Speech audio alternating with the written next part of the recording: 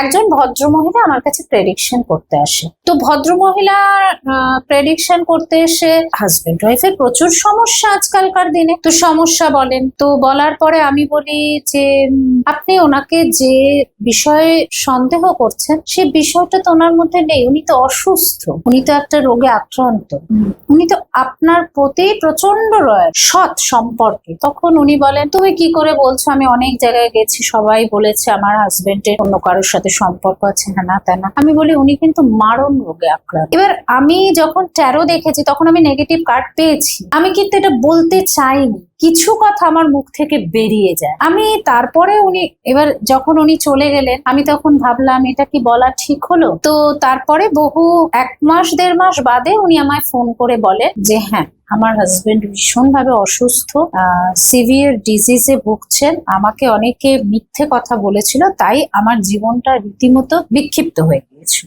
রাত্রেবেলা বিছানা দখল করেছে মোবাইল, দুজন পেছন ফিরে রিলসে মত্ত, দুটো প্রাণী। বন্ডিং কোথায়? রাত্রের বিছানা তো ছিল হাজবেন্ড ওয়াইফের গল্পের জায়গা, সারা দিনের গল্প হতো। আমার বাবা মাকে আমি দেখেছি রাত্রেবেলা দরজা বন্ধ করে হিসাব হতো, সেই হিসাবের খাতা এখন খোলে না। গল্প নেই, ভালোবাসা আদান প্রদান নেই, ডিপ্রেশন। এটার কারণ আমার মনে হয় সেই বিজ্ঞান আশীর্বাদ না অভিশাপ একটা রচনা পড়তাম, মনে আছে ছোটবেলায়, কি বলেছিল যে মোবাইল খুব কার্যকরী জিনিস, কিন্তু এই মোবাইল একদিন মানুষের জীবন নাশের কারণ হয়ে যাবে। জীবন নাশ হচ্ছে, সম্পর্ক নষ্ট হচ্ছে, ছেলেমেয়ের ভবিষ্যৎ নষ্ট হচ্ছে। যার 1 থেকে জন্ম তাকে আমি সূর্যের ক্যারেক্টারের সাথে মিল করি। এবার শুধু সূর্যের ক্যারেক্টার না, দেখতে হবে তার টোটাল করে কত এসছে। এবার দেখা গেল 1 আর 4 এসেছে বা 1 আর 8 এসেছে, পিতৃদোষ, তার লাইফ কোনোদিন ভালো যাবে না, স্ট্রাগল স্ট্রাগল স্ট্রাগল, কিন্তু কর্মের ফল সে পাবে। সে কোনোদিন অভাবে থাকবে না, না খেয়ে থাকবে না, তার জীবনে প্রচুর পরিশ্রম থাকবে।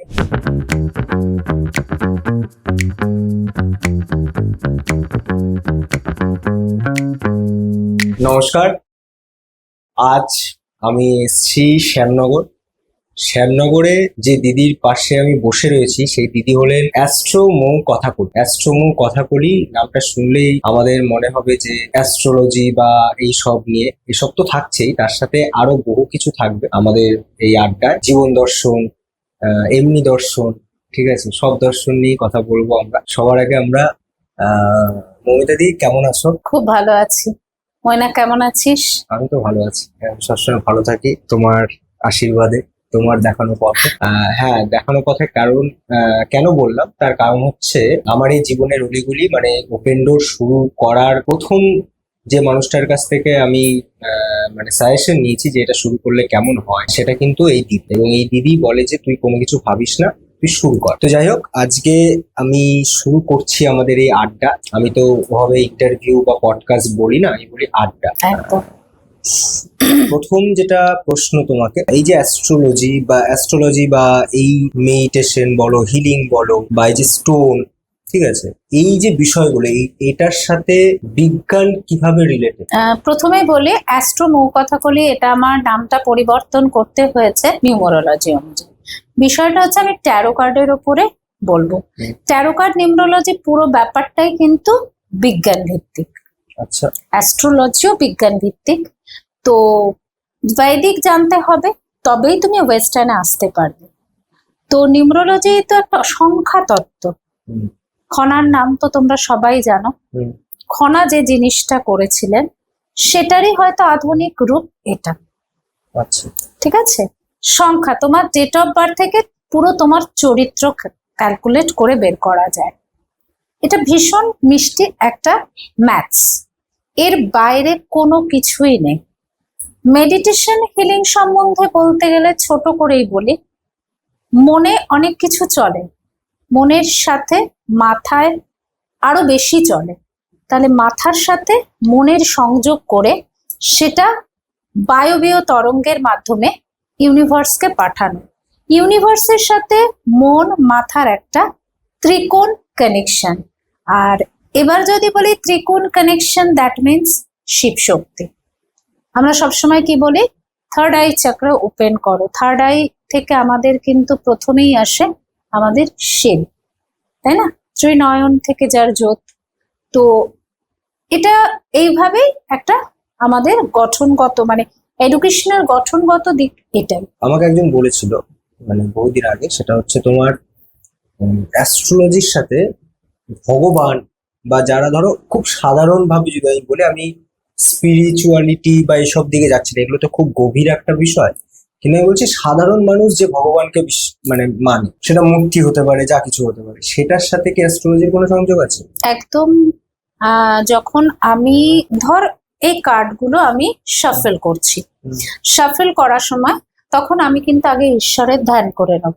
হুম। এটা একটা শক্তি, পাওয়ার, ইউনিভার্সাল পাওয়ার। তুমি না পেলে কখনোই ট্যারো কার্ড সকলে ভাববে যে এটা একটা সাধারণ কার্ড, অনেকে তাস বলেও ভুল করে, অনেকের কাছে অনেক রকম কথা শুনেছি। ট্যারোট কার্ড না, প্যারোট কার্ড, ওই যে স্টেশনে বসে থাকে টিয়া পাখি কার্ড তোলে, সেই কার্ডকে এই কার্ড। ট্যারোর একটা এনার্জি থাকে, এটা কিন্তু পুরো মানে বিষয়টা এর যে পিকচার বা এগুলো সমস্ত দেবী দেবী, আমরা সে মনে আছে গ্রিক দেবতাদের নাম পড়েছিলাম, হুম। অ্যাপেলো, জিউস, এদের খানিকটা টাচ কিন্তু এই ট্যারো কার্ডের মধ্যে রয়েছে। হুম। ঠিক আছে, তো ট্যারো কার্ডের সাথে তোমার পজিটিভ এনার্জিকে আগে যোগ করতে হবে, তবেই ট্যারো তোমাকে সঠিক দেবে।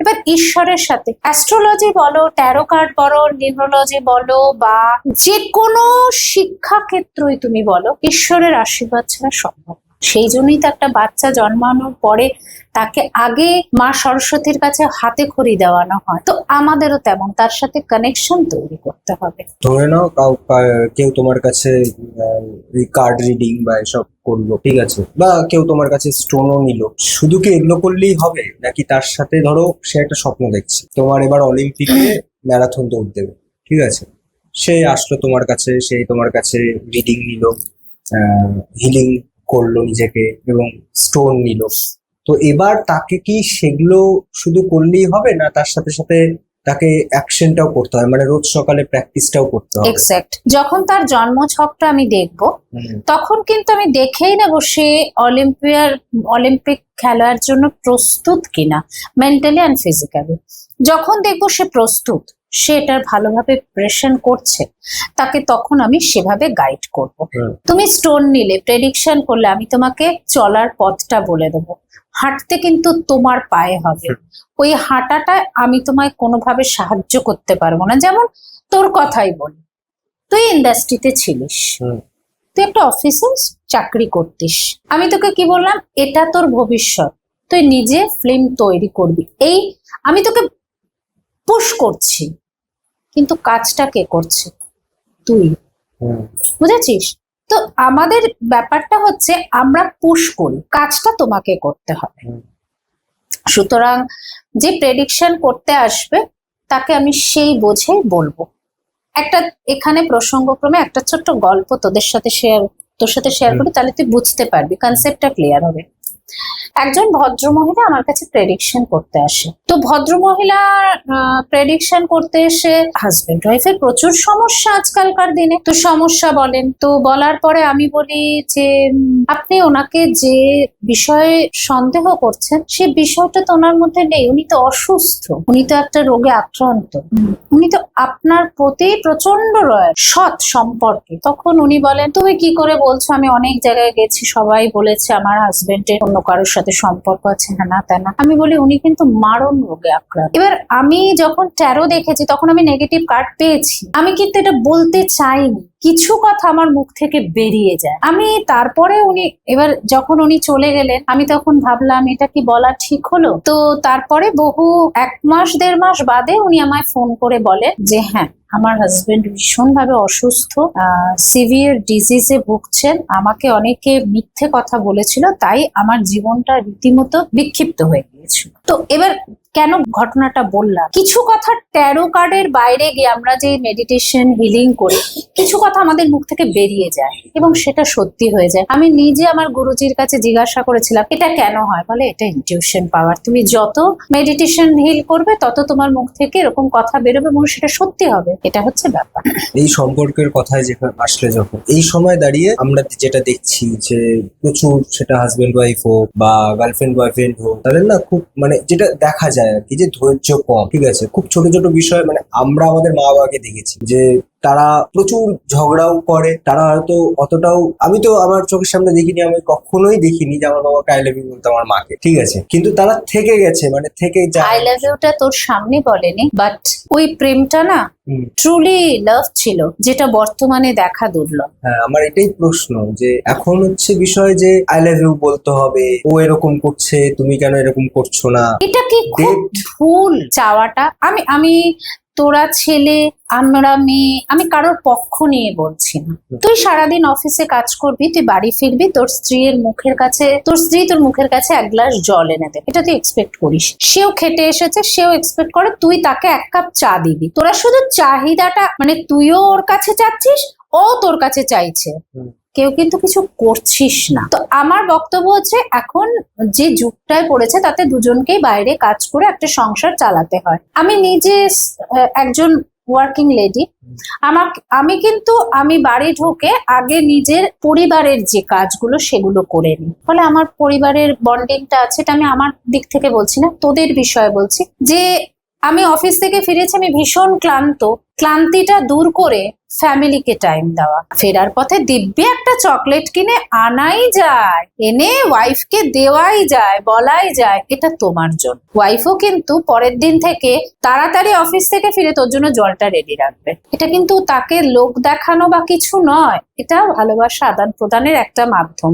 ছুটির দিনে দুজন মিলে হারায় না মোবাইল। কাপল মানে রাত্রেবেলা বিছানা দখল করেছে মোবাইল, দুজন পেছন ফিরে রিলসে মত্ত, দুটো প্রাণী।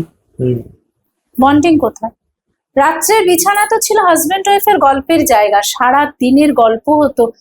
আমার বাবা মাকে আমি দেখেছি রাত্রেবেলা দরজা বন্ধ করে হিসাব হতো, সেই হিসাবের খাতা এখন খোলে না। গল্প নেই, ভালোবাসা আদান প্রদান নেই, ডিপ্রেশন। এটার কারণ আমার মনে হয় সেই বিজ্ঞান আশীর্বাদ না অভিশাপ একটা রচনা পড়তাম, মনে আছে ছোটবেলায়? কি বলেছিল যে মোবাইল খুব কার্যকরী জিনিস, কিন্তু এই মোবাইল একদিন মানুষের জীবন নাশের কারণ হয়ে যাবে।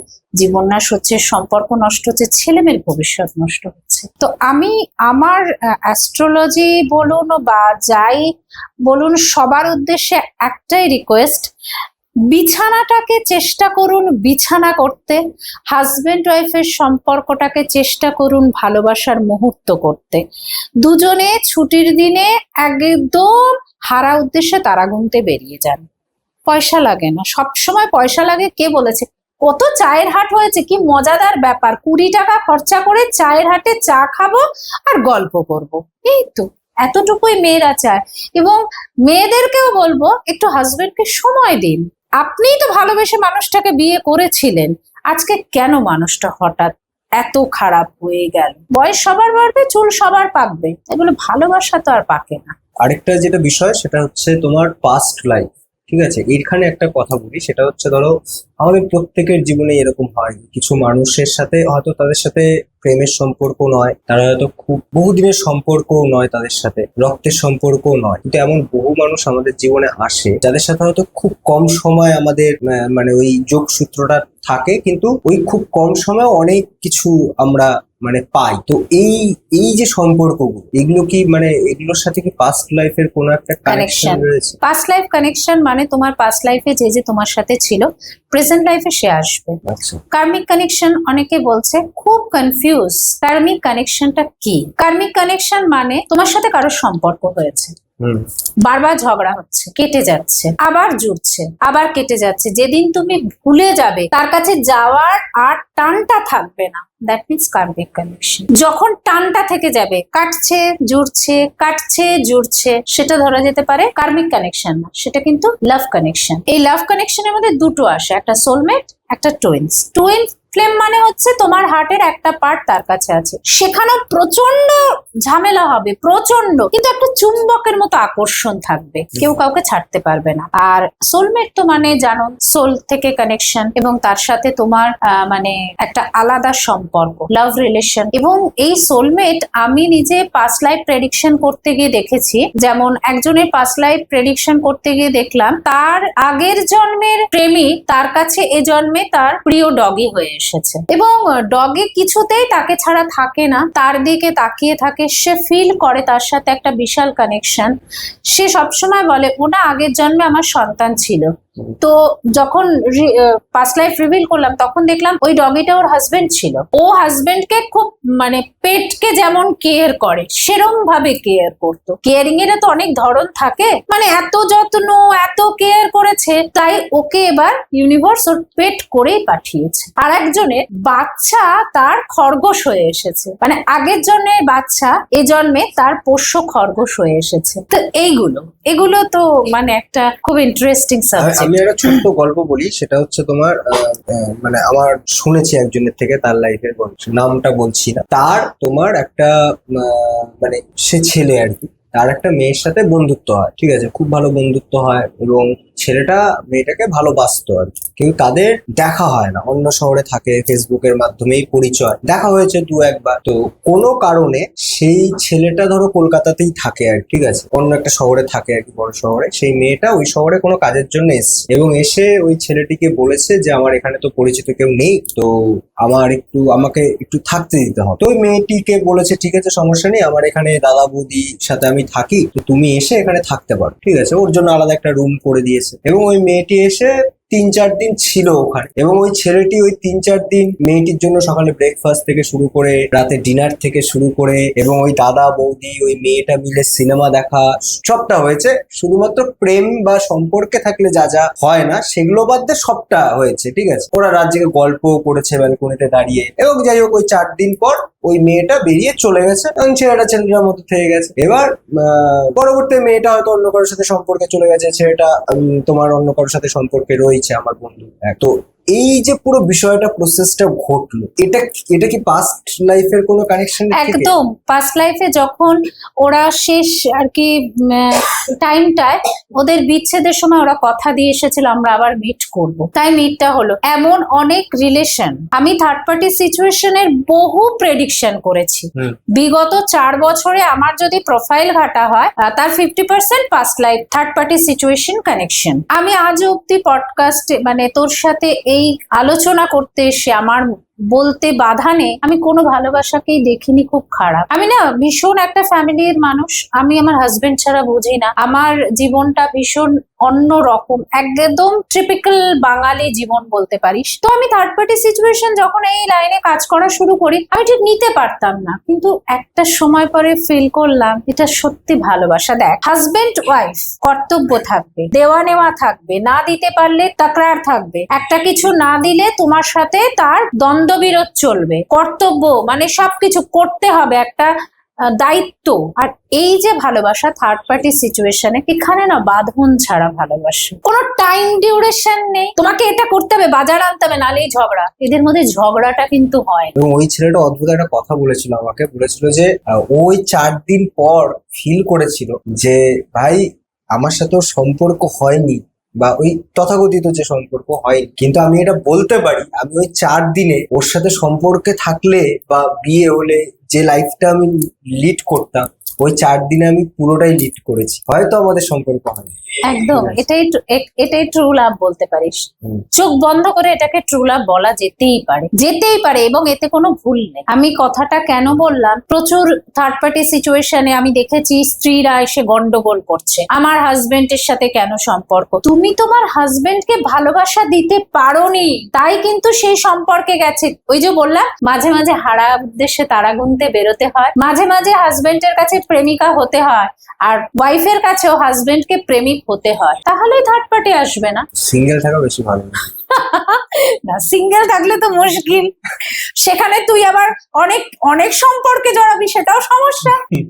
তখন মেয়েগুলোর দুর্দশা কি হবে? ওইসব না, সবকিছুই দরকার। দেখ ডালের সেদ্ধ ডাল না তরকা ডাল, আমি সবসময় এটা দিয়ে এক্সাম্পল দিই, তরকা ডাল টেস্টি বেশি।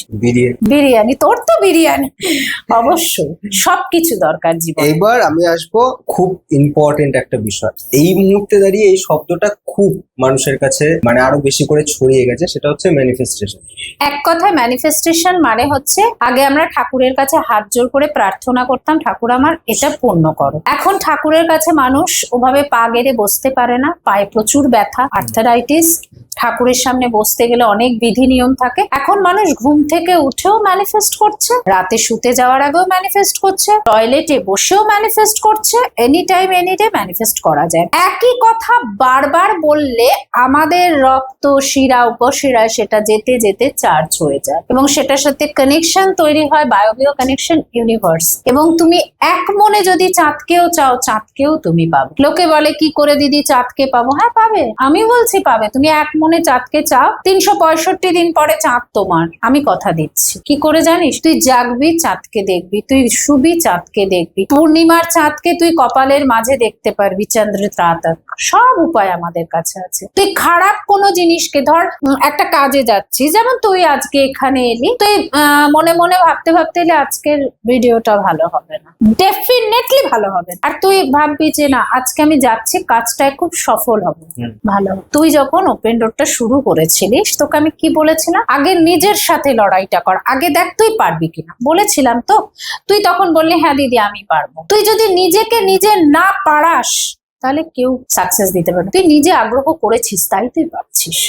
ম্যানিফেস্টেশন আমি বলি ভীষণ দরকার, মেডিটেশন ভীষণ দরকার, হিলিং ভীষণ দরকার। বর্তমান লাইফস্টাইলের 3টে জিনিস ভীষণ দরকার। আমি হাজবেন্ড ওয়াইফদের জন্য একটা হিলিং সেশন করাবো, যেখানে হাজবেন্ড ওয়াইফকে হাজবেন্ড ওয়াইফ করেই ছাড়বো। এটা আমি একটা জায়গায় অন্তরঙ্গ একটা মুহূর্ত তাদেরকে ফিল করাবো, যেটা হয়তো কোনোদিন তারা বিবাহিত জীবনেও ফিল করেন। এটাও আমি মেডিটেশনের মাধ্যমে, হিলিং এর মাধ্যমেই করাবো এবং তাদেরকে পুনর্জীবন দেব এবং তাদের সেই যৌবনের ভালোবাসা ফিরিয়ে দেবো। আমি তোকে প্রমিস করে গেলাম। ঠিক আছে, যারা করবে তারা দিদির নম্বরে যোগাযোগ করবে। আমি একটা ইনসিডেন্টের কথা বলি, সেটা হচ্ছে তোমার এই মানে এখনকার পর্যটন মন্ত্রী আমাদের শিলিগুড়ি শঙ্কর ঘোষ। তো উনি এরকম সেই ভিডিওটা প্রচুর ভাইরাল হয়েছে। তো ওই ভিডিওটা দেখেছি আমি। হ্যাঁ মানে পলিটিক্যাল বিষয় না, কিন্তু ওই ভিডিওটাও না আমাকে খুব টেনেছিল। সেটা হচ্ছে তোমার ইলেকশনের আগে উনি কোথাও একটা বেরোচ্ছেন এবং ওই শিলিগুড়িরই কোনো বড় পুলিশ কর্তা আর কি তাকে বলছেন যে 2 দিন পর আমি ভোটে জিতবো, সরকার আমরা চালাবো, ঠিক আছে, সেদিন কিন্তু আপনি দেখবেন, মানে এটা বলছেন, ঠিক আছে, 2 দিন পর কিন্তু আমি সরকার চালাবো আমরা, ঠিক আছে, আমাদের কথাই শুনতে হবে। এইবার ঠিক 4 তারিখ বোধহয় বিধানসভার রেজাল্ট বেরোয়। 4 তারিখ যখন উনি রেজাল্ট নিয়ে বেরোচ্ছেন, ওই পুলিশ অফিসার সামনে দাঁড়িয়ে আছে এবং উনি বলছেন, শঙ্কর ঘোষ স্যার বলছেন যে কি বলেছিলাম তো আমি যে আমি ভোটে জিতবো, আমরা সরকার গঠন করব। এটা যদি তুই অন্যভাবে একটু দেখ, হ্যাঁ, যখন আমি এটা পলিটিক্যাল ক্ষেত্র দিয়ে বলছি বলে এটার যেন কোনো ইস্যু না হয়। না। যখন জ্যোতিবাবুকেও তো দিদি বলেছিলেন আমি এই রাইটার্সে একদিন ঢুকবো, হ্যাঁ, আপনাকে সই করে বেরোতে হবে এখান থেকে, হুম, বলেছিলেন। তো ওখানে তার প্রচুর অসম্মান হয়েছিল, তো দিদি কিন্তু করে দেখিয়েছে ম্যানিফেস্টেশন। আবার তুই যেটা বললি সেটাও হলো ম্যানিফেস্টেশন। তুই যদি এক মনে এবং সৎ চিন্তাধারা তুই যদি মনে করিস, ধর আমি নিজে যে লাইফটা রেখেছি, আমার প্রথম লাইফটা ভীষণ ভালো, মাঝে একটা ক্রুশিয়াল পিরিয়ড, মানে মারাত্মক ক্রুশিয়াল পিরিয়ড, মানে আমি বলি আমার শত্রুরও যেন ওই জীবন না হয়। তো সেই সময় আমি কল্পনা করতাম একদিন আমি মান্থলি 5 lakhs আর্ন করবো এবং আমি আমার হাজবেন্ড, আমার ছেলে, আমার বাবাকে আজকে যতটা অসম্মানিত হয়েছে তাদের ততটা সুখ ফিরিয়ে দেব। I got it. আমি গেলবার যখন সিকিমে নিয়ে গেলাম, বাবাকে 0 পয়েন্টে উঠে নিয়ে গিয়ে বাবা আর আমি জড়িয়ে কেঁদেছিলাম, বাবা আমি পেরেছি, আমি জিতেছি। আর এবার সিমলাতে ওই 0 পয়েন্টে গিয়েও আমি বাবাকে বলেছি বাবা আমি পেরেছি। বাবা বলে তুই আরো পার। এই যে ম্যানিফেস্টেশন, আমার কাছে কিন্তু কিচ্ছু ছিল না ময়না সেদিন, মাত্র 6,500 টাকা নিয়ে আমার যুদ্ধ শুরু। অসহায় বাবা, ছোট্ট ছেলে এবং হাজবেন্ডের পড়ে যাওয়া মুহূর্ত, সাথে প্রত্যেকের কাছ থেকে প্রচুর বঞ্চনা। আমি তাদেরকে ধন্যবাদ জানাই আজকের দিনে, তারা সেটা করেছিল বলে আজকে মৌমিতা সাহা থেকে আমি আজকে অ্যাস্ট্রোমো কথা বলি। থ্যাঙ্কস, সবাইকে ধন্যবাদ। কেননা সবাই যদি আমার হাতটা না ছাড়তো, হয়তো আমি একা লড়াইটা শিখতাম না। আজকে দেখ আমি 10 জনের হাত ধরি, হাজার হাজার মানুষ আমার মুখের দিকে তাকিয়ে থাকে সকাল থেকে রাত অব্দি, দিদি আজকের দিনটা ভালো যাবে, তুমি বলো, দেখো ভালো যাবে, বিশ্বাস। আজকে আমি খুব হ্যাপি। ম্যানিফেস্টেশনকে কেন্দ্র করে পুরো ঘটনাটাই তোকে বললাম। এবং অজান্তেও বহু মানুষ ম্যানিফেস্টেশন করে থাকে। একদম। তুই একজনের সাথে রিলেশনে আছিস, তোর অন্তর্মনে একজন বসে আছে, তুই কিন্তু একে খুব ভালোবাসছিস, অন্তর্মনে কে বসে আছে তুই জানিস না, কিন্তু তুই রোজে ঘুমের ভেতরে সেই মানুষটাকে কল্পনা করিস, তুই তো লেখক, কল্পনা করিস, দেখবি তুই তাকেই পাবি। আমি এই যে বললাম না সেকেন্ড রিলেশনশিপ, আমি এমন এমন রিলেশন দেখেছি যাদের হাজবেন্ড ওয়াইফ না হয়ে এত ভালোবাসে কি করে, আমার এই একটা প্রশ্ন। শুধু দুজনকে দেখে, দুজনের সাথে একটু কথা বলে সত্যি কি থাকা যায়? এমনই না থাকা যায়, ফিজিক্যাল না হয়েও ভালোবাসা এখনো সর্বত্র ছড়িয়ে আছে। এই লাইনে এসে সেটা আমি বুঝলাম। এই জগৎ আমাকে অনেক কিছু দিয়েছে, আর তার জন্য ধন্যবাদ আমি ঈশ্বরকে জানাই এবং ইউনিভার্সকে জানাই। এবার তুমি একটু নিউমেরোলজি এটা নিয়ে একটু বলো। দেখ, নিউমেরোলজি ব্যাপারটা কি বলতো, সংখ্যার উপর। তোর ডেট অফ বার্থ কে যোগ করে একটা টোটাল নাম্বার আসে, আর তোর ডেটটাকে যোগ করে একটা নাম্বার আসে। এছাড়া অনেক ক্যালকুলেশন এর ভেতরে আছে। তো যার 1 থেকে জন্ম, তাকে আমি সূর্যের ক্যারেক্টারের সাথে মিল করি। এবার শুধু সূর্যের ক্যারেক্টার না, দেখতে হবে তার টোটাল করে কত এসছে। এবার দেখা গেল 1 আর 4 এসেছে, বা 1 আর 8 এসেছে, পিতৃদোষ, তার লাইফ কোনোদিন ভালো যাবে না, স্ট্রাগল স্ট্রাগল স্ট্রাগল, কিন্তু কর্মের ফল সে পাবে। সে কোনোদিন অভাবে থাকবে না, না খেয়ে থাকবে না, তার জীবনে প্রচুর পরিশ্রম থাকবে। কেউ 3 থেকে জন্ম,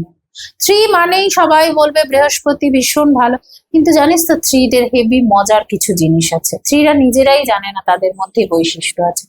3 রা খুব মিথ্যে কথা বলতে চায় না। বাট ধর তোকে আমি, তুই 3 থেকে বিলং করিস, তোর ডেট অফ বার্থ 3, তোকে আমি বললাম কোথায় আছিস রে ময়না, তুই কিন্তু আছিস তোর বাড়িতে। আমি বলি দিদি এই তো স্টেশনে। এটা 3 নেচার। কিন্তু 3 যদি কাউকে কমিট করে, মানে বলে যে আমি এটা রাখবো, মৃত্যুর আগ মুহূর্ত পর্যন্ত সে কমিটটা রাখবে। 2 থেকে সারা জীবন ইমোশনালি সবার সাথে অ্যাটাচ হয়েই থাকবে। মা সবাইকে সে ভালো দেখবে, কিন্তু 2 এর ক্ষেত্রেও এবার নাম্বার ভ্যারিড করে। 2 থেকে তার শুধু 2 থেকে জন্ম যাদের, তারা হয় না 20 থাকে। এখানে যে যে নাম্বার গুলো আছে সেগুলো, এখানে কার্মিক নম্বর অনেকগুলো আছে। 7টা একটু বল। শুধু 7 না 7 বলছি, 7টা একটু বল। মানে যেহেতু তোর, তাই তো? তোর কত? 7 তো নয়, আমার হচ্ছে 7/2, মানে ফেব্রুয়ারির 7 তারিখ। আচ্ছা দেখ, এখানে যখন 7 আসবে, 7 হচ্ছে মোক্ষের নাম্বার। 7 থাকা মানে সে স্পিরিচুয়ালিটিতে আসবে, সে ধর্ম বা ঈশ্বর এগুলোর মাধ্যমে মানুষকে বিচার করবে। এবার 7-এর একটা জিনিস থাকে কি, এদের তো বডি মাথা থাকে না, ফলে রিলেশনশিপ একাধিক আসবে। এ কিছু করার নেই, তাই জন্য নিজেকে কন্ট্রোল করে রাখতে হবে। 7-এ আসবে, 7-এর মানে 7 না সবাইকে খুব তাড়াতাড়ি বিশ্বাস করে নেয়, খুব বিশ্বাস করে, ঠকে। 7 নাম্বারটা ভীষণ ঠকে। তা তো তোর তো 7 মানে ঠিক আছে, 25 থেকে আসা 7-এরা মানে এদের, মানে কি বলবো, এদের কার্মিক প্যাটার্ন অনেকটা বেশি। আর প্রত্যেকটা নাম্বারের একটা করে কার্মিক প্যাটার্ন নাম্বার থাকে। 1 এর কার্মিক প্যাটার্ন নাম্বার আছে, কার্মিক নাম্বার আছে একটা, 2 এর কার্মিক নাম্বার আছে, 3 এর কার্মিক নাম্বার আছে, 3 এর কার্মিক নাম্বার 13। এরকম প্রত্যেকটার একটা করে নাম্বার থাকে কার্মিক নাম্বার। তো 7 এর কার্মিক নাম্বার 25, সম্ভবত 25 to 5। আর একটা আছে 7 এর কার্মিক নাম্বার 7 তো 16 সম্ভবত, 16, 25, 16 সব থেকে বেশি, কেননা ভেনাস আর ওদিকে সূর্য, একজন দেবতা একজন দায়িত্ব, তো ক্ল্যাশটা বেশি হয় এরকম। আর 7-এর থেকে যাদের থাকে তাদের আমরা সবসময় বলি চোখ খুলে পার্টনারকে বিশ্বাস করো, রিলেশনটা কন্ট্রোল করে করো, প্রচুর মেডিটেশন করো। জল খাওয়া আর মেডিটেশন হচ্ছে 7-এর একমাত্র ওষুধ। তোমার এই যে খেলাধুলো বা যে কোনো ক্ষেত্রে 10 নম্বরটাকে কেন, যে বেস্ট প্লেয়ার তারা 10 নম্বর জার্সি পরে, আমরা বিশেষ করে জানি কেন 10 নম্বরের সাথে? সূর্য পাওয়ার লিডারশিপ। শুধু তুই খেলার ক্ষেত্রে কেন বলছিস, যদি কেউ লিডারশিপ মানে ধর কোনো কর্পোরেটে কাজ করে, তার ফোন নাম্বারে দেখবি 111 থাকবেই। মোবাইল নিউমেরোলজি 111 মানেই তার লিডারশিপ কোয়ালিটি বেস্ট হবে। আমরা বলে দিই তো মোবাইল নিউমেরোলজিতে কার কোন নাম্বারটা ভালো হবে। যেমন তুই কাজ করিস নেটের জগতে, তোর 4টাকে খুব ভালো রাখা দরকার, মানে 4 থেকে তোর কর্মের অ্যাক্টিভেশন বাড়বে। 4, এবার দেখতে হবে তোর ডেট অফ বার্থে টোটাল নাম্বার কত আছে, সেখানে 4টা পজিটিভ না নেগেটিভ সেটা দেখে তারপর বের করতে হবে। তো 10 নাম্বার না, যে কোনো কিছুতে নাম্বারটা ভীষণ কাজ করে। এবার লিডারশিপের ক্ষেত্রে 1-2 নাম্বার সবসময় ইমোশন। কোনো ছেলে মেয়ে খুব অ্যাগ্রেসিভ, একদম বাবা মার কথা শোনে না, তাদের 2 নাম্বার রিলেট করে যদি মোবাইল নাম্বার করে দেওয়া যায় খুব ভালো হয়। একদম ছেলে মেয়ে পড়ে না, তাদের 3 নাম্বার থেকে করে দিতে হয়। এরকম আমাদের কাছে প্রচুর, মানে এগুলো না বলতে থাকলে তো হ্যাঁ একদিনে তো সম্ভব, সম্ভব আর সব বলে দিলে তো হবে না। না। ঠিক আছে, তাহলে তো দিদির কাছে আসতে হবে, সবটা জানতে হবে। তুমি আরেকটা বিষয় ছোট্ট করে বলবে, সেটা হচ্ছে ধরো আমার সাথেও হয়েছে এটা। ধরো কোনো একটা জায়গায় গেছি, সেই জায়গাটা চেনা চেনা মনে হচ্ছে কিন্তু ফার্স্ট টাইম গেছি, এটা একটা। আরেকটা হচ্ছে ঘুমের মধ্যে মনে হচ্ছে আমি পড়ে যাচ্ছি, ঠিক আছে, বা পাহাড় থেকে পড়ে যাচ্ছি, ঠিক আছে, এগুলো হয়। এই বিষয়গুলো কেন হয়? এটা হয় সাধারণত আগের জন্মের কানেকশন থেকে। এই যে একটা জায়গা আমি দেখেছি, সেটা হয়তো তুই ওখানে আগের জন্মে গেছিস, হুম। এই জন্মেও গেছিস, রিলেট করতে পারছিস। এক, আর এই যে পড়ে যাওয়া, নিশ্চয়ই তোর সাথে কোনো ইনসিডেন্ট হয়েছিল যেখানে তুই পড়ে গেছিস। এখানেও ছোট্ট করে একটা গল্প শেয়ার করব। আমার এক ক্লায়েন্ট, সে একদিন আমাকে এসে বলে যে দিদি, আমি প্রায়শই দেখছি আমার খুব অ্যাক্সিডেন্ট হচ্ছে, তাই আমি 4 হুইলার নিয়ে বেরোই না। তো আমি প্রেডিকশন করে দেখতে পাই হ্যাঁ ওর অ্যাক্সিডেন্ট যোগ আছে। ও বলে দিদি আমি বাইরে যাব কাজ পারপাসে, তো আমি যদি গাড়ি না নিয়ে যাই তাহলে তো আমার হবে না, কি করা যায়? তো আমি তখন ওর পাস্ট লাইফ দেখলাম। ওর আগের জন্মে ও পাহাড়ে থাকতো এবং ওর পাহাড় থেকে গাড়ি পড়ে লাশটা পর্যন্ত পাওয়া যায়, ওই জন্য গাড়ি চালালে ওর একটা ফোবিয়া ছিল, ভয়। এটা কিন্তু পাস্ট লাইফ কানেকশন থেকে। তারপরে ওকে সেভাবে আমি রেমেডি দিয়ে ঠিক করিয়ে ধরো দিয়েছি। অনেকে হাইটে ভয় পায়, অনেকে তোমার লিফটে উঠলেও, আমি যেমন লিফটে উঠলে ভয় আমার পাই। নিজের আছে, হুম। মাথা থেকে জল ঢালতে পারি না, আমার নিঃশ্বাস বন্ধ হয়ে যায়। আমার মামা মারা যায় 2010-এ। আমার মামা অ্যাকচুয়াল আমাকে বড় মামা মানুষ করে, মামার সাথে আমার খুব ক্লোজ সম্পর্ক। তো মামা যখন মারা যায়, আমি জানি না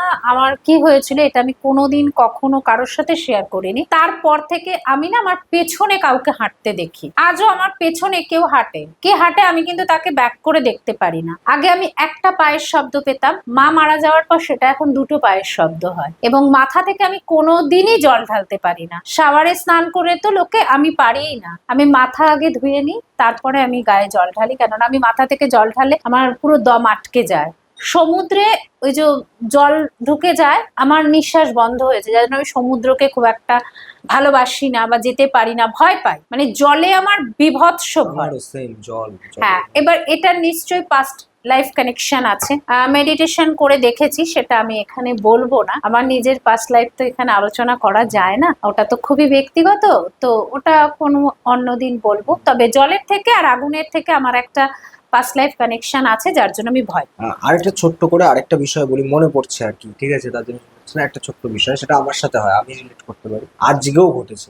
মাঝখানে না এটা হচ্ছিল না, কিন্তু এখন হয়। সেটা হচ্ছে, আগে হতো, মাঝখানে কেন হচ্ছিল না জানি না। একবার হয়েছিল, অটো করে যাচ্ছি মেন রোড দিয়ে, গলি দিয়ে একটা বাইক বেরোচ্ছে, তো মনে হচ্ছিল যেন আমি অটোটা চালাচ্ছি, আমি না হাতটা এরকম করে ব্রেকের মতন করেছি, অটোটা দাঁড়িয়ে গেছে, অটোওয়ালাই ব্রেকটা মেরেছে।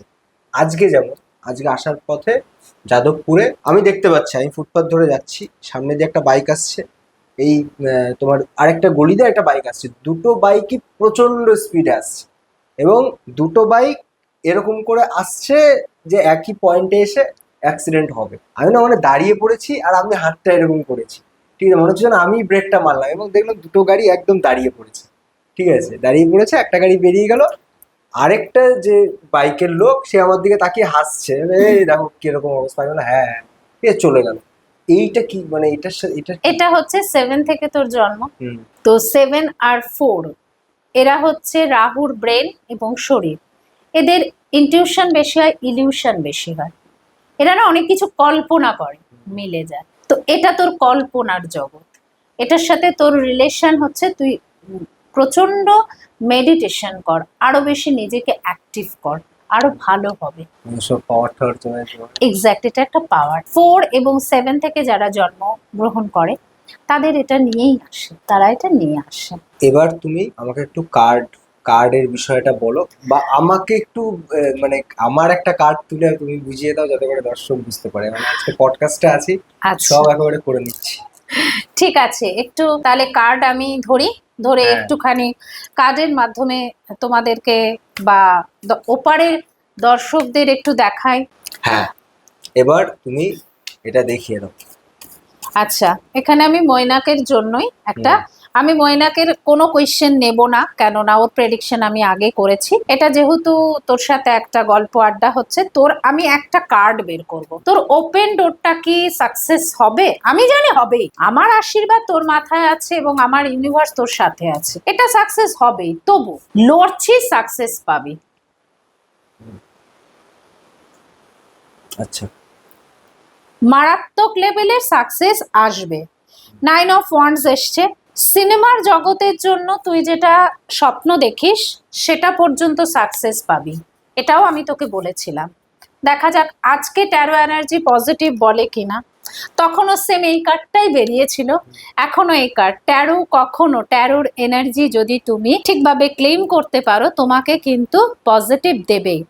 এবছরে তোর ফিল্মের জন্য যেটা তুই করতে ভাবছিস এবং করতে চলেছিস, সাকসেস পাবি। তো ওপেন ডোরে সাকসেস, ফিল্মের সাকসেস। আর কি ভিডিওটা সেভ করে রাখলাম, পাশাপাশি থাকবে যেদিন সিনেমাটা অ্যানাউন্সমেন্ট হবে, আর এই ভিডিওটা পাশাপাশি রেখে আমি ছাড়বো। একদম হবে। হ্যাঁ, এখানে দেখ আমি কার্ড তো সফল করছি, এখানে দেখ তোর কাজ করতে গিয়ে অনেক প্রতিবন্ধকতা আসবে, ঠিক আছে? সেটার দেখ একটা কার্ড বের করে রাজার মতো বসে সেটাকেও তুই এনজয় করে কাটিয়ে নিবি। দেখ কাটাচ্ছিস কিন্তু, কাটাচ্ছিস কিন্তু ইমোশনালি অনেক ব্ল্যাকমেল চলছে তোর সাথে এই মুহূর্তে। তারা প্রকাশ করতে পারছে না, বাট ভেতরে ভেতরে প্রচন্ড জ্বলছে, তোর সাকসেসটা মেনে নিতে পারছে না। ট্যারোর এনার্জির সাথে যদি তুই ঠিকভাবে বা ওপারের দর্শকরা ঠিকভাবে ক্লেম করতে পারেন,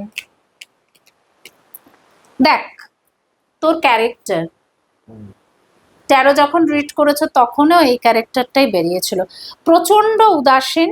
ট্যারোর সব থেকে প্রথম card fool card. Fool card মানে হচ্ছে বোকা, আর ট্যারোর ফুল কার্ডের মিনিং হচ্ছে ভীষণ ইনঅর্গানাইজড একটা ছেলে মানুষ আর কি, যার প্রধান সহায়ক হচ্ছে তার ধর্ম। সে ভীষণ শৌখিন, হাতের মধ্যে একটা ফুল আছে, শৌখিন, মেয়েদের রেসপেক্ট করে। ফুল কার্ড, ফুল কার্ড মানে হচ্ছে একদম নিজের প্রতি যত্ন নেই, যার জন্য প্রচন্ড অসুস্থ হয়ে পড়েছিল। খুব শৌখিন, ফুল ভালোবাসে, বিপদ জেনেও ঝাঁপিয়ে পড়ে, অপরের উপকার করতে সবসময় এগিয়ে আসে। একমাত্র সহায়ক হচ্ছে ধর্ম, যেহেতু ওকে ঈশ্বর ইউনিভার্স ভীষণ ভাবে গাইড করে। ওকে আমি অনেক ধাক্কে ধাক্কে কাজ করাই, ওর প্রচুর নলেজ, ও প্রচুর আগে যেত, বাট ব্যাড লাক। মোটামুটি দিতে পারলাম। আর তুমি এই কেউ যদি কার্ড রিডিং, তাই তো বলে, হ্যাঁ, হ্যাঁ, সেটা করতে চায় তাহলে কি করতে হবে না করতে অ্যাকচুয়াল হবে? কার্ড রিড করতে গেলে আমার এখানে অনেকগুলো স্লট আছে। কেউ যদি শুধু কার্ডের মাধ্যমে 3টে প্রশ্ন করতে চায়, সেই ক্ষেত্রে একটা প্যাকেজ আছে। কেউ যদি লাইফের ফুল মানে প্রেডিকশন করে, সেই ক্ষেত্রে একটা প্যাকেজ আছে। কেউ মোবাইল নিউমরোলজি করলে তার আলাদা প্যাকেজ। কেউ যদি মনে করে না আমি এখন যে সিচুয়েশন শুধু সেই সিচুয়েশনটা জানতে চাই, তার আলাদা প্যাকেজ। তো এগুলো সব কিছুর জন্য অবশ্যই যোগাযোগ করতে হবে অ্যাস্ট্রো মৌকথাকলির সাথে। আমার ফোন নাম্বার মৈনাক দিয়ে দেবে। হ্যাঁ, ভিডিওতে থাকবে। আর এছাড়াও আপনারা অ্যাস্ট্রো মৌকথাকলি ফেসবুকের পেজটাকেও ফলো করতে পারেন। আর একটু ভালো করে বলে দাও যে তুমি কি কি করো, মানে মেডিটেশন, হিলিং, ঠিক আছে, এবং ফিজিক্যালি কোনো একটা লোকেশনেও তুমি যেতে পারো তাদের, একদম। ঠিক আছে? আমার চেম্বার রয়েছে শ্যামনগরে, আপনারা ব্যারাকপুরেও কন্ট্যাক্ট করতে পারেন। শ্যামনগর, ব্যারাকপুর, সোদপুর এবং দমদম এসব জায়গায় আমার চেম্বার আছে, আপনারা আমাকে কন্ট্যাক্ট করতে পারেন। কি কি করি, ট্যারো মাধ্যমে আপনার লাইফ প্রেডিকশন, ট্যারোর সাথে আপনার এনার্জি কতটা কাজ করছে এই সময়ে দাঁড়িয়ে সেটা, টাইম প্রেডিকশন, কোন সময়টা আপনার জন্য ভালো, কোন কাজের জন্য ভালো, ট্যারোর ডিটেলটা আপনার প্রেডিকশন করে বলে দেব। নিউমারোলজি পুরো চার্ট করে প্রেডিকশন করা হয়। অ্যাস্ট্রোলজি বৈদিক যেটা হয় সেটাও করা হয়, মোবাইল নিউমারোলজি করা হয়, বাস্তু করা হয়, healing and meditation, everything. Healing এর প্রচুর ক্রাইটেরিয়া আছে, যেগুলো সমস্ত কিছুই আমি করে থাকি। তো যেটারই আপনাদের হেল্পলাইন দরকার হবে আপনারা যোগাযোগ করুন, সবটাই আমি করি। মহিলাদের জন্য কোনো বিশেষ কিছু করো সেশন? মহিলাদের বিশেষ কিছু সেশন বলতে, দেখ মহিলাদের তো অনেক রকমের সমস্যা থাকে, গাইনিক সমস্যা থাকতে পারে, তাদের রিলেশনশিপ সমস্যা থাকতে পারে, এগুলো আমি প্রচুর হিলিং এর মাধ্যমে, অ্যাঞ্জেল থেরাপির মাধ্যমে ঠিক করে থাকি।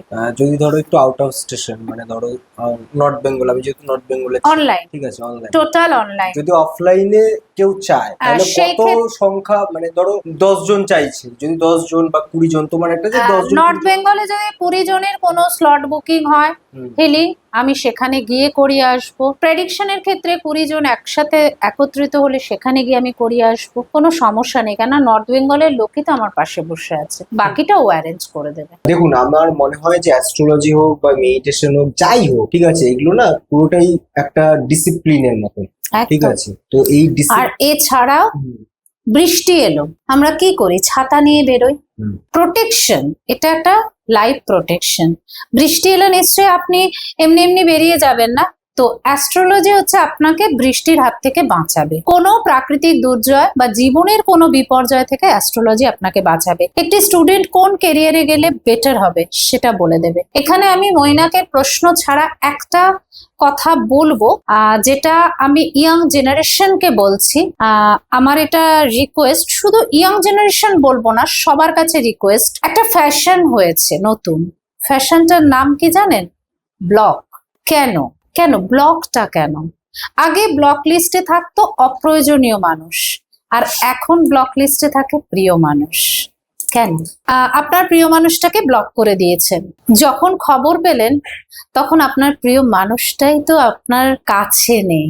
ঘটনাটা সাম্প্রতিক ফেসবুকে একটি ঘটনা দেখলাম। হালি শহরের একটি মেয়ে, যে ফোনটা অফ রেখেছিল, হাজবেন্ডের ফোন আসে, ধরেনি, তাদের কোনো ঝামেলা হয়েছিল, তো সে যখন খবর পায় তখন তার হাজবেন্ড নেই। আরো একটি ঘটনা, আমার পার্সোনাল লাইফের কথাই বলি। ব্লক করে যখন আনব্লক করলো তখন সে জানতে পারলো একজন কোমায় আর একজন 1 বছর হলো মারা গেছে। এই ব্লকটা কেন? থাক না, ফোনটা ধরবেন না, কথা বলবেন না, ইরিটেট হলে অন্য উপায় অবলম্বন করুন, কিছুক্ষণের জন্য অফ রাখুন, খুলে দিন, ব্লক করবেন না। ব্লক সম্পর্ককে নষ্ট করে দেয়। এটা আমি জানি না কি বোঝাতে পারলাম কিনা, বাট এটা আমার কাছে ভীষণ একটা খারাপ লাগার জায়গা। ঠিক বললাম না? একদম একদম একদম, আমারও এটাই বক্তব্য যে ব্লক, মানে আমার মনে হয় যে করা উচিত নয়। ব্লক তো অপ্রয়োজনীয় লোকেদের করা, হ্যাঁ, মানে প্রিয় মানুষ কেন ব্লক হবে? অনেক সময় হয় এমার্জেন্সি, বহু কাজের জন্য ফোন করতে হয়। যাই হোক, আমরা আজকের এই আড্ডা এখানেই শেষ করছি। এরপর আরো, মানে আমাদের এই জীবনের অলিগলি পডকাস্টে অন্য কোনো মানুষের কথা আমরা অবশ্যই শুনবো। মমিতাদি, তোমাকে বলবো যে আমাদের দর্শকের উদ্দেশ্যে কিছু বলার থাকলে বলো তুমি, এবং তার পাশাপাশি আমাদের টিমকে একটা শুভেচ্ছা বার্তা দেখো। মৈনাকের গ্রুপ অর্থাৎ ওপেন ডোর আর মনের অলিগলি, আমি তো নাম বলি যে এটা আমাদের ওপেন ডোর না, আমাদের মনের দরজা খুলে গেছে। আর আমরা এই অলিগলিতে হেঁটে নিজেদেরকে খুঁজে খুঁজে খুঁজে পাচ্ছি, নিজেদের সম্বন্ধে অনেক কিছু জানতে পারছি। অনেকের অনেক ব্যথা উঠে আসছে, যন্ত্রণা উঠে আসছে, সাকসেস উঠে আসছে। তো এই গলি আরো গলি, আরো গলি, আরো গলি, আরো গলি থেকে মেন রোডে গিয়ে পৌঁছাক। অনেক বড়, অনেক চওড়া হোক তার রাস্তা। এই অলিগলির মাধ্যমে ছোট ছোট ব্যবসায়ী বা ছোট ছোট স্বপ্ন অনেক বড় রূপ পাক।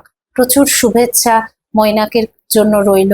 আর ওপারে থাকা বন্ধুদের বলবো, ম্যানিফেস্টেশন করুন, মেডিটেশন করুন, সুস্থ থাকুন, সম্পর্কগুলোকে সুস্থ রাখুন, সবাইকে ভালো বাসুন, ভালো থাকুন। অন্যায় না করেও একটা সরি বলুন, আর একটা অ্যাফার্মেশন লাস্ট, সেটা হচ্ছে I am sorry, please forgive me, thank you, I love you.